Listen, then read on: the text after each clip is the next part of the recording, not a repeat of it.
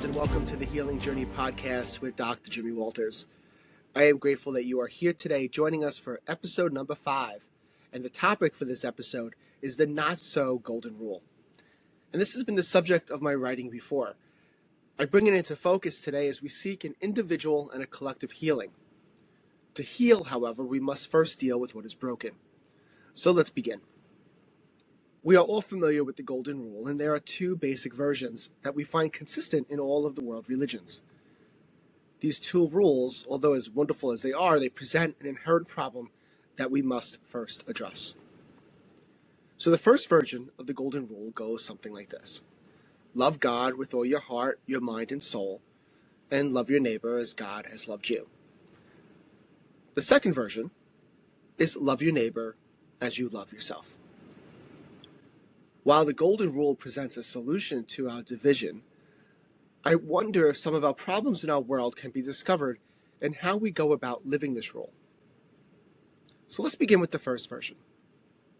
For this rule to be effective, we must address how we are in relationship with God. If we are to love our neighbor as God has loved us, this only works if we accept God's unconditional love for us.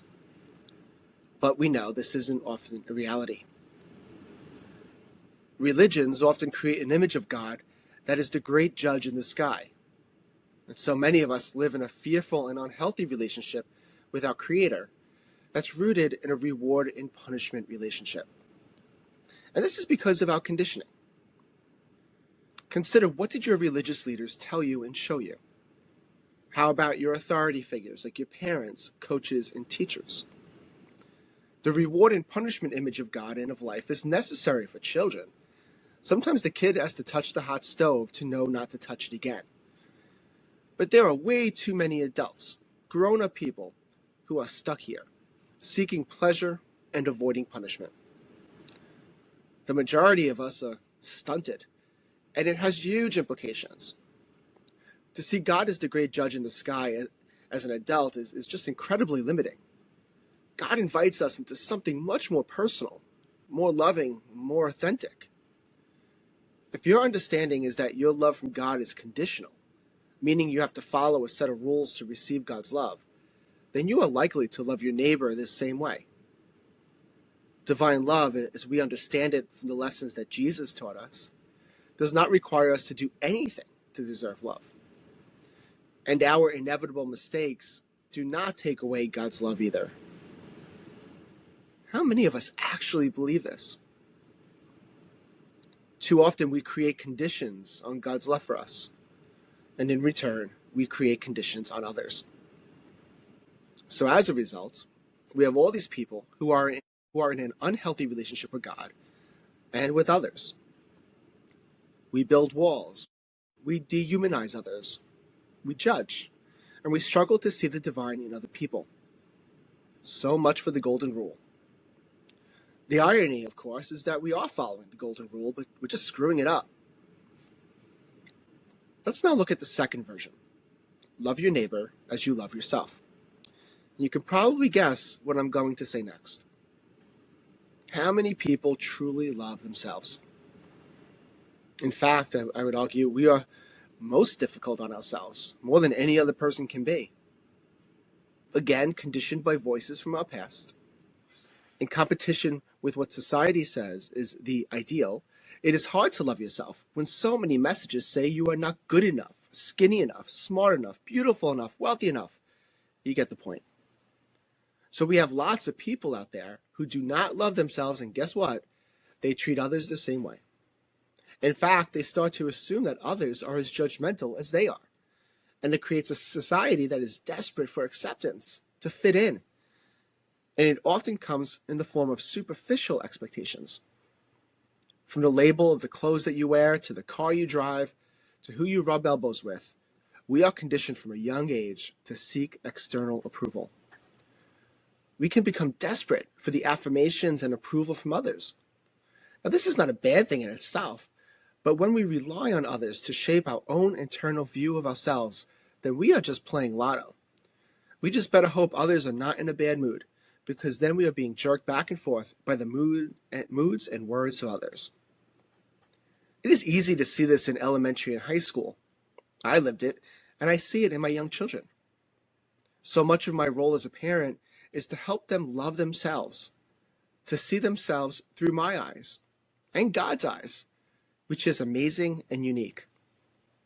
The pressure to have certain things, experience certain things, all create an endless race that you simply cannot win.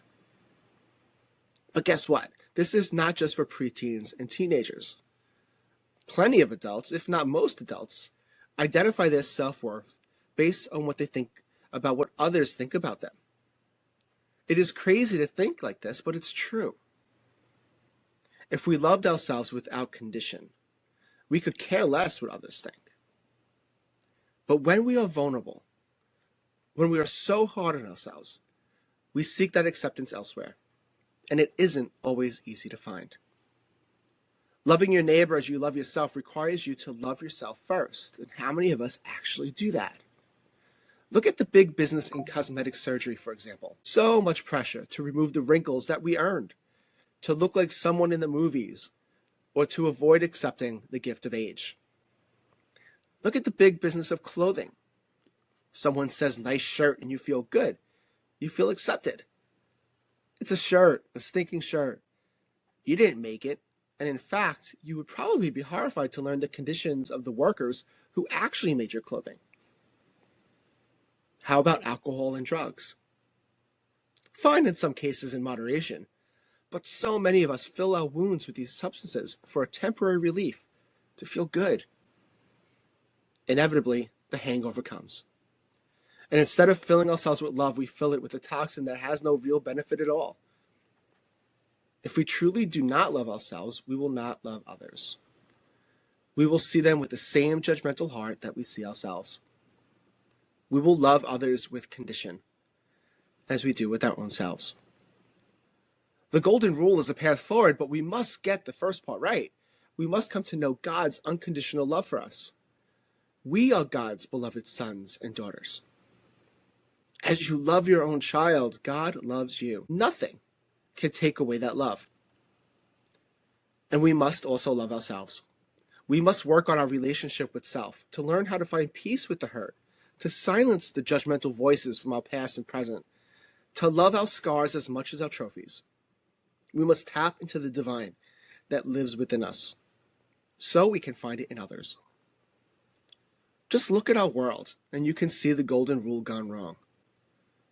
We have created a judgmental, angry God instead of a loving creator. We often see religions filled with hypocrisy, hurt, and limitations, adding to the narrative that you must meet these conditions to receive this divine love. It really is a shame, because so many people turn to religion looking for answers, and sometimes they find again a judgmental God. No wonder so many are turned away from institutional religion, as it doesn't mend the wounds. It often causes them, or at least adds on. We look at our world and we see so many self-centered people who are focused on nonsense. Our priorities are all screwed up. None of the things that we worry about, or most of the things we worry about, will matter if you die tomorrow. We have raised a whole generation focused on their likes and impressions on social media, seeing their worth in this tiny rectangle in their hand, instead of seeing the beauty in all creation. They're missing out on life, all for external approval. This dysfunction of the golden rule explains why we are growing in apathy toward human suffering. We end up not seeing God's fingerprints on all creation, and we keep our attention wrapped in gossip, party politics, and drama, just to remain distracted from reality. I get it. Turning on the news is not a pleasant experience, but we are called to do more than to change the channel or just open a new news website or scroll to something different.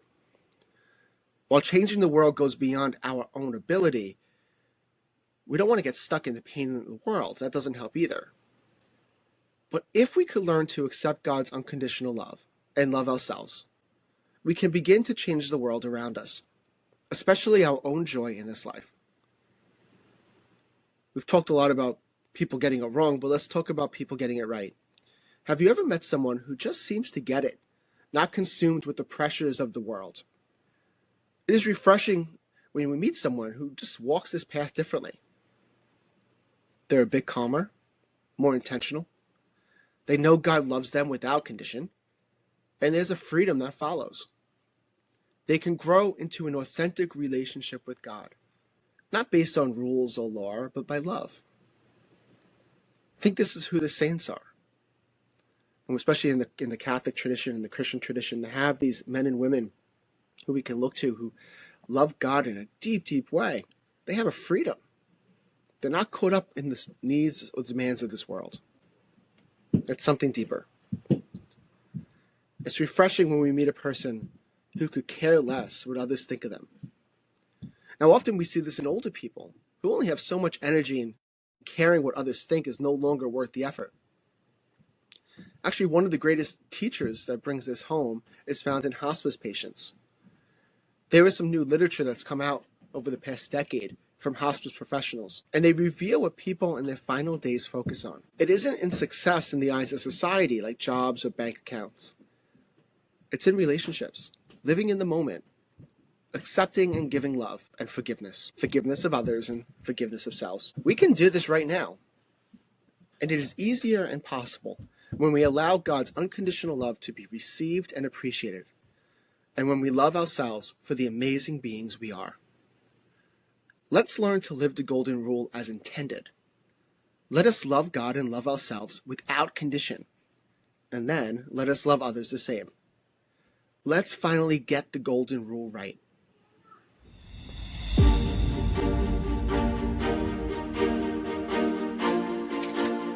It is time for the segment Words of Love, and I return to one of my favorite authors, Dr. Wayne Dyer.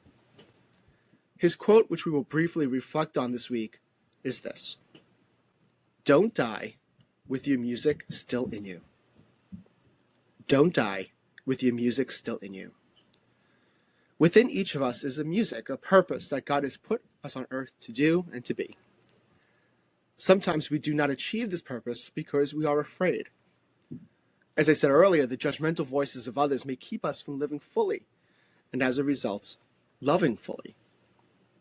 We create our own limits. We mute our own music.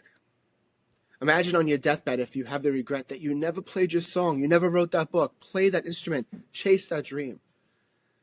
What if you never give yourself a chance, never trying what is stirring in your heart? You have been given certain gifts and talents, different than anyone else. What a shame to not use them because of your fear of what others might say, or fear of failure, of not getting it right at first. See how we set these limitations. We only get so much time in this world, and although it's a cliche, tomorrow's not guaranteed. So play your song while you can.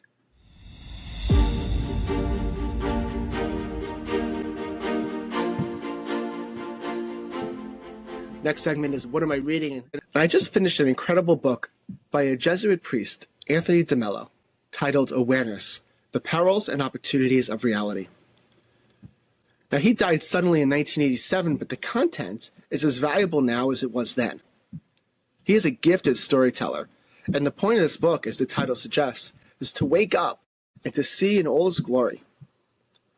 He argues that we are often asleep, just going through the motions like a machine that was programmed. He invites us to be awake and to live as God intended. Let me share some things from the book. Near the end of the book, he quotes an Italian poet that connects to the theme of this episode. And this poet says, "We live in a flash of light. Evening comes, and it is night forever." He then writes, "It is only a flash, and we waste it. We waste it with our anxiety, our worries, our concerns, our burdens." Later in the chapter, he writes, "To see at last with a vision that is clear and unclouded by fear or desire, you will know what it means to love." And then he gives a few examples of what it might look like. He writes, "The love of work, which you enjoy doing for the love of itself. The love of laughter and intimacy with people to whom you do not cling on, whom you do not depend on emotionally, but whose company you enjoy. It will also help if you take on activities that you can do with your whole being. Activities that you so love to do that while you're engaged in them, success, recognition, and approval simply do not mean a thing to you. End quote. What a way to live. A challenge for us for sure.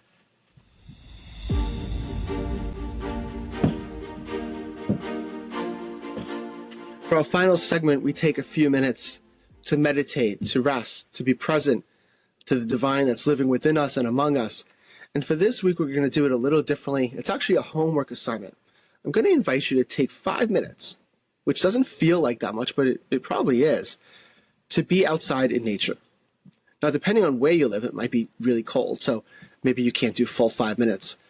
But just step outside and be aware. Listen. Like, really listen. You'll hear the birds, you'll hear the wind. You'll probably hear cars driving by, depending on where you live. But just listen. And then look. Look at that tree that you've probably looked at 1,000 times. But really examine it. Look around.